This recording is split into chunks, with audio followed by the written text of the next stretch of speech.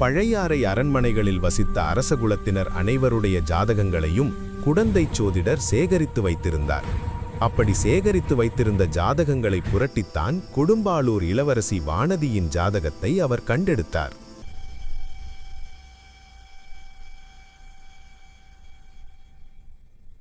சிறிது நேரம் ஜாதகத்தை உற்று பார்த்து கொண்டிருந்த பிறகு சோதிடர் வானதியின் முகத்தை ஏறிட்டு பார்த்தார். திரும்ப ஜாதகத்தை பார்த்தார். இப்படி மாற்றி மாற்றி பார்த்து கொண்டிருந்தாரே தவிர வாயை திறந்து ஒன்றும் சொல்லுகிற வழியை காணவில்லை. என்ன ஜோசியரே, ஏதாவது சொல்ல போகிறீரா இல்லையா? தாயே, என்னத்தை சொல்வது, எப்படி சொல்வது? முன்னொரு தடவை தற்செயலாக இந்த ஜாதகத்தை எடுத்து பார்த்தேன். என்னாலேயே நம்ப முடியவில்லை. இப்படியும் இருக்க முடியுமா என்று சந்தேகப்பட்டு வைத்துவிட்டேன்.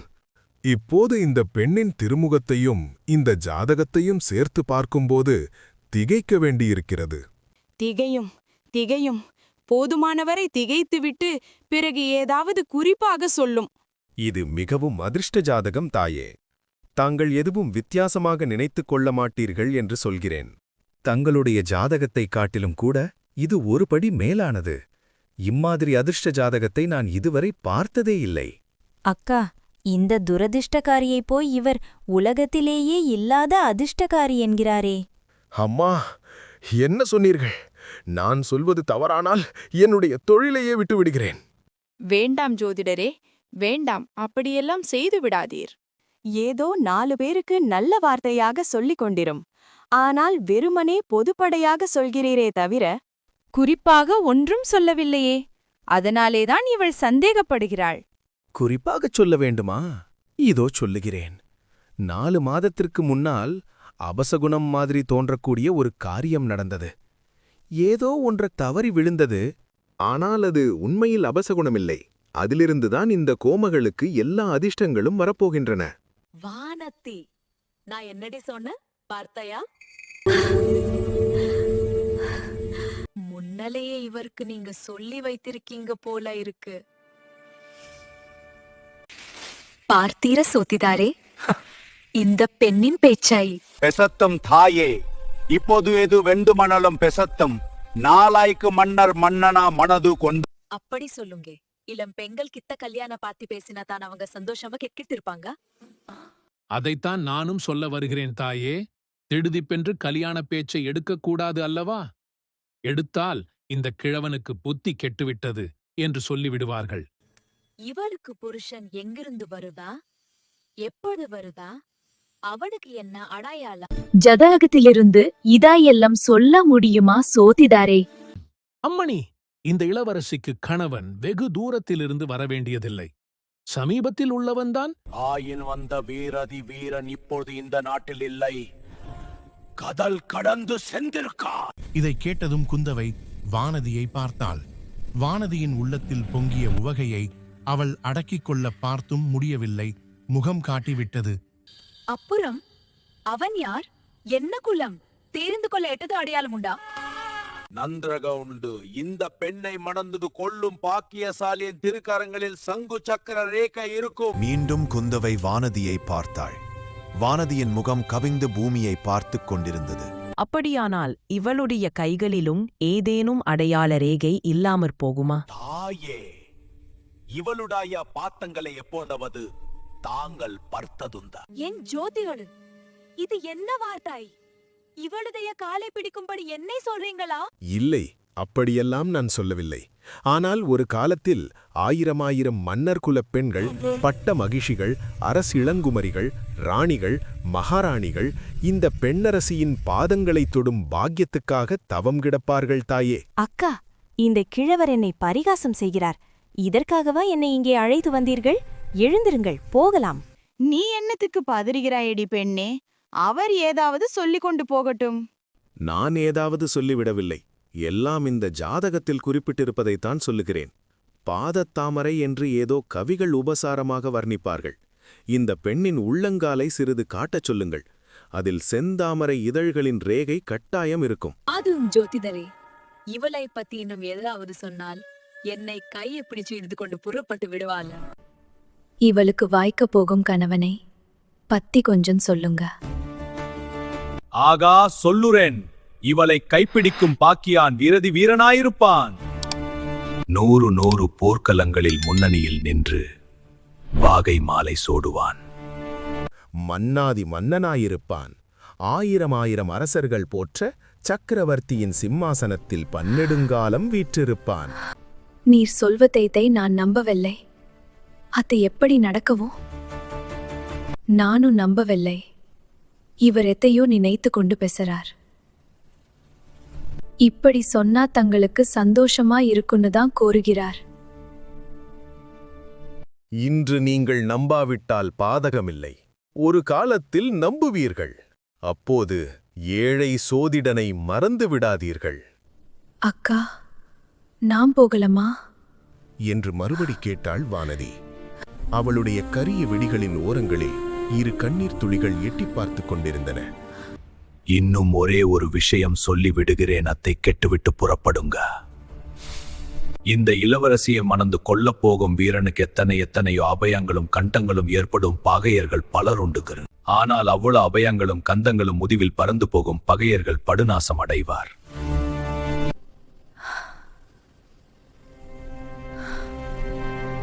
இந்த தேவியை அடையும் நாயகன் எல்லா தடைகளையும் மீறி மகோன்னத பதவியை அடைவான்.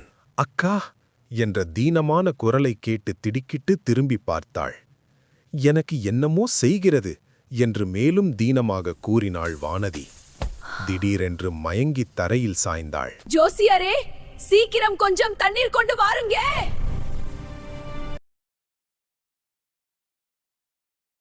சோதிடர் தண்ணீர் கொண்டு வந்தார். குந்தவை தண்ணீரை வாங்கி வானதியின் முகத்தில் தெளித்தாள். ஒன்னும் ராது அம்மா, கவலைப்படுத்தேங்க. ஒரு கவலையும் இல்லை, இவளுக்கு இது வழக்கம். இந்த மாத்திரை இதுவரையில எந்தாரு தடவை ஆயிடுச்சு. சத்ரு போனால் கண் விழித்து எழுந்திருப்பாள். எழுந்ததும் இது போலுகமா கைலாசம்னு கேட்பாள். ஜோசியாரே, முக்கியமா ஒரு கைல்பத்திற்காகவே உங்ககிட்டே வந்தேன். வானத்துல சில நாளாக வால் நட்சத்திரம் தோன்றுகிறது. இதற்கெல்லாம் உண்மையில ஏதாவது பொருள் உண்டா ஜோசியாரே? ராஜ்யத்துக்கு ஏதாவது ஆபத்து உண்டா? மாறுதல் குழப்பம் ஏதேனும் ஏற்படுமா ஜோசியாரே? அதை மட்டும் என்னை கேட்காதீங்க தாய். இவற்றுக்கெல்லாம் ஜாடகமும் கிடையாது, ஜோசியமும் சொல்ல முடியாது. நான் பயின்ற வித்தையில் அதெல்லாம் வரல. ஞானிகளும் ரிஷிகளும் மகான்களும் யோகிகளும் ஒருவேளை ஞான திருஷ்டியில் பார்த்து சொல்லலாம். ஜோசியரே, மிக சாமர்த்தியமா பேசுறீர். ராஜாங்கத்துக்கு ஜாதகம் பார்க்க வேண்டாம். ஆனால் என் தந்தையை பற்றியும் சகோதரர்களை பற்றியும் பார்த்து சொல்லலாம் அல்லவா? அவர்களுடைய ஜாதகத்தை பார்த்தால் ராஜாங்க ஜாதகத்தை பார்த்தாது போலாயுதும் அல்லவா? சாவகாசமா இன்னொரு நாள் பார்த்து சொல்லுகிறேன் அம்மா. பொதுவாக இது குழப்பங்களும் அபாயங்களும் நிறைந்த காலம். ஜோசியாரே, என் தந்தை பழையாறையை விட்டு தஞ்சாவூருக்கு போனது முதல் எனக்கு ஒரே கவலையா இருக்கு. முன்னமே சொன்னனே தாயே, மகாராஜாவுக்கு பெரிய கண்டம் இருக்கிறது. தங்கள் குடும்பத்துக்கும் பெரிய அபாயங்கள் இருக்கிறது. துர்க்க தேவியின் அருள் மகிமையினால் எல்லாம் நிவர்த்தியாகும். அக்கா, நாம் எங்கே இருக்கிறோம்? கண்மணி, இன்னும் நாம் இந்த போலோகத்திலே தான் இருக்கிறோம். சோர்கலோக்கு அழைத்து போக புஷ்பக விமானம் இன்னும் வந்து செல்லவில்லை. நம்முடைய குத்திரை பூட்டிய ரத்தத்திலே ஏறிக்கொண்டு அரண்மனைக்கு போக்கலாம். நான் மயக்கம் பொட்டு விழுந்து விட்டேனா?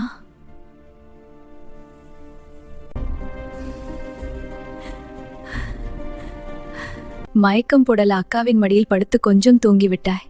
தாலாட்டு கூட பாடி நம் காதில் விழியலையா? அக்கா, என்னை அறியாமலே தலை கிறுக்கிறுத்து வந்து விட்டது. கிறுக்கிருக்கும். இந்த ஜோசியர் எனக்கு அப்படி ஜோசியம் சொல்லியிருந்தால் எனக்கும் தான் கிறுக்கிறுத்திருக்கோம். அதனால் இல்லை அக்கா.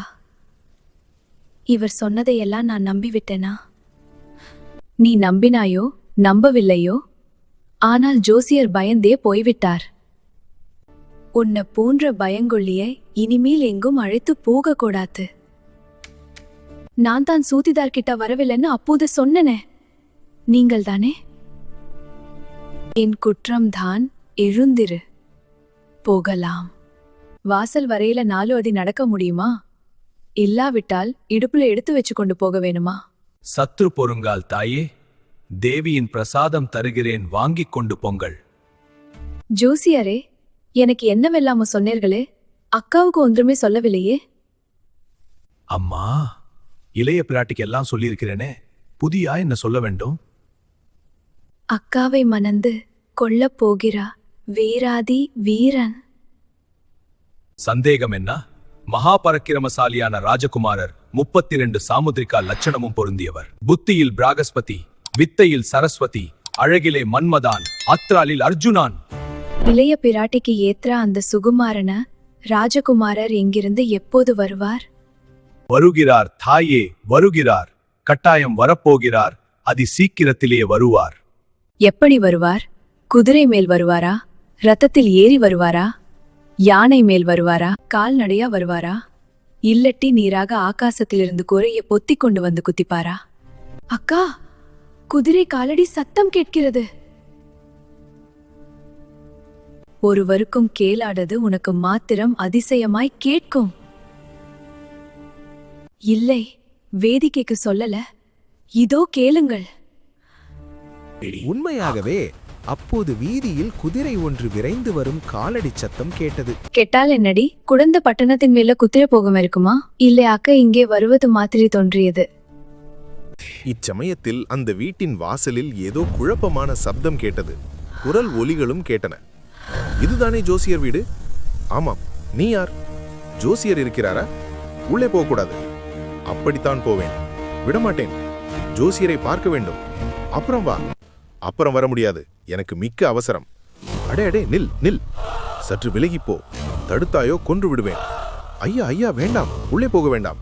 இத்தகைய குழப்பமான கூச்சல் நெருங்கி நெருங்கி கேட்டது. படார் என்று வாசற்கதவு திறந்தது.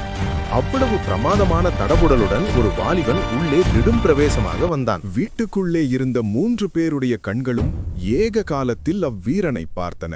வந்தியத்தேவனும் உள்ளிருந்தவர்களை பார்த்தான். இல்லை, உள்ளே இருந்தவர்களில் ஒருவரைத்தான் பார்த்தான். அதுகூட இல்லை, குந்தவை தேவியை அவன் முழுமையாக பார்க்கவில்லை. அவளுடைய பொன்முகத்தை மட்டுமே பார்த்தான். முகத்தையாவது முழுமையும் பார்த்தானோ என்றால் அதுவும் இல்லை. வியப்பினால் சிறிது விரிந்திருந்த அவளுடைய பவளச் செவ்வாயின் இதழ்களை பார்த்தான். கம்பீரமும் வியப்பும் குறும்புச் சிரிப்பும் ததும்பு இருந்த அவளுடைய அகன்ற கண்களை பார்த்தான். கண்ணிமைகளையும் கரிய புருவங்களையும் பார்த்தான். குங்குமச் சிவப்பான குழிந்த கன்னங்களை பார்த்தான். சங்கையொத்த வழுவழுப்பான கழுத்தை பார்த்தான். இவ்வளவையும் ஒரே சமயத்தில் தனித்தனியாக பார்த்தான். தனித்தனியாக அவை அவன் மனத்தில் பதிந்தன. என்னப்பா, உள்ள பெண் பிள்ளைகள் இருக்காங்க, நீ முன்னாடியே சொல்லக்கூடாதா? சொல்லி இருந்தால் நான் இப்படி வந்திருப்பேனா?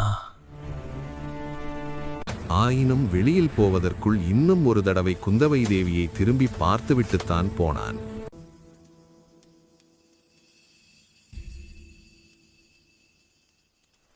அதே அப்பா புயல் அடித்து ஓய்ந்தது போல அல்லவா இருக்கிறது.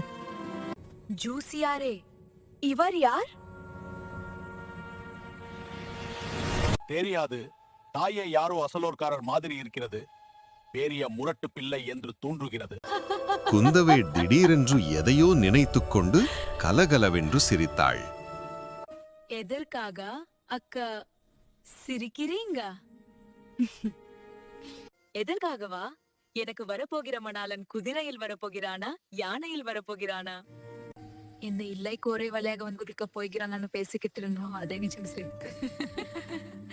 வீட்டு வாசலில் சிறிது ஒதுங்கி நின்ற வந்தியத்தேவன் பெண்மணிகளை பார்த்ததும், மன்னிக்க வேண்டும், உள்ளே பெண்கள் இருக்கிறார்கள் என்று இந்த புத்திசாலி சொல்லவில்லை. ஆகையினால்தான் அப்படி அவசரமாக வந்துவிட்டேன். அதற்காக மன்னிக்க வேண்டும். குந்தவை மலர்ந்த முகத்துடன் குறும்பும் கேலியும் மிடுக்கும் ததும்பிய கண்களினால் வந்தியத்தேவனை ஒரு தடவை ஏறிட்டு பார்த்தாள்.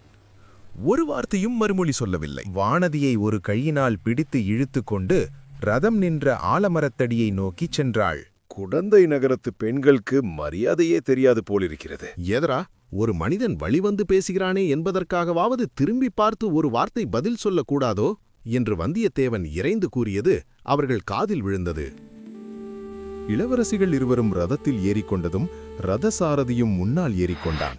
ரதம் அரிசிலாற்றங்கரையை நோக்கி விரைந்து சென்றது. வந்தியத்தேவன் ரதம் மறையும் வரையில் பார்த்து கொண்டு நின்றான்.